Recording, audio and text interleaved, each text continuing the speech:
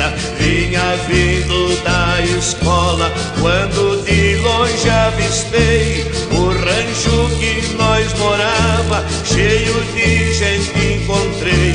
Antes que alguém me dissesse, eu logo imaginei que o caso era de morte da mãezinha que eu amei. E o caso era de morte da mãezinha que eu amei.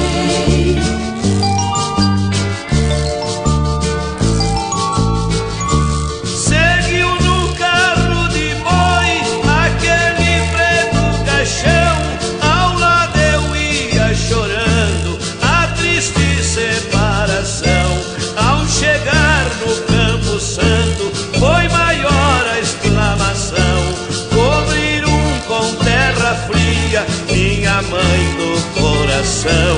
Dali eu saí chorando, por mão de estranho levado, mas não levou nem 2 meses, no mundo fui atirado.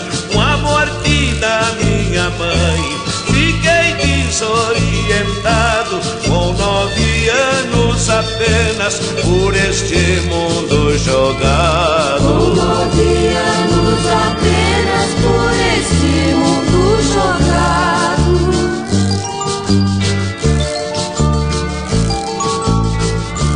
Passei fome, passei frio por este mundo perdido, quando mamãe era viva me disse: filho querido, pra não roubar, não matar, não ferir, não ser ferido, descansa em paz minha mãe, eu cumprirei seu pedido. O que me resta na mente, minha mãezinha, é teu vulto, recebas uma oração deste